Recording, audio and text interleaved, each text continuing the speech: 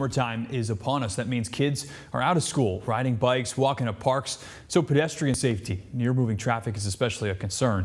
Tonight, our Jasmine Bird hears from one Huntsville mother grieving the loss of her son, killed in a hit-and-run accident nearly 2 months ago. He was walking home on Memorial Parkway, and it was around about after 1, something like that, and a car hit him. He hit and run.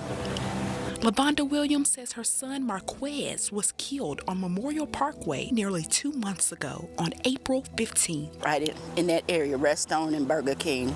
You know, it happened on Memorial Parkway that night, and they kept going. He was such a smart, intelligent young man, you know.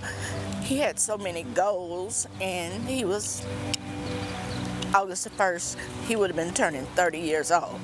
As Williams continues to cherish the memories of her son Marquez, she is also still seeking answers. For a while, I was emailing with the detective, and he were telling me that they were on the case, but I think gradually, you know, I haven't heard anything else, you know, just waiting to see how this play out. And when it comes to hitting a pedestrian and fleeing the scene, Alabama Law Enforcement Agency Senior Trooper Brandon Bailey says there are repercussions.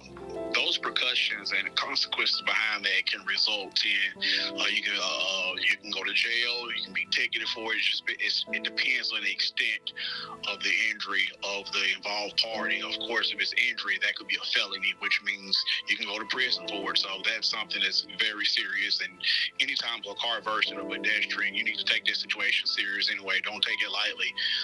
When a car hits a person or a bicycle, it's never good. So even if it's not you feel like it's not your fault, stay at the scene, call the police, let us comment and assess the situation. Williams also leaves one final message. I would give advice to the young people, you know, at this day and time, a lot of people, they really are not listening, or they don't care if they see you walking.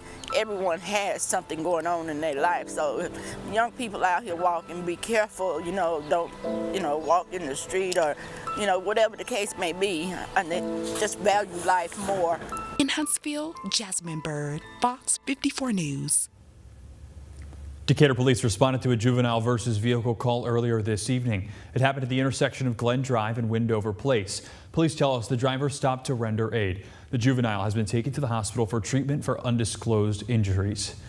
And that incident just a few hundred feet away from the scene of Saturday's hit and run that left another minor injured. Dennis Mitchell turned himself into Decatur police today. He was charged with leaving the scene of an accident with injury. Mitchell was booked into Morgan County Jail on a $2,500 bond. Decatur police did share with us that the minor was treated for non-life-threatening injuries and was released from the hospital Saturday night.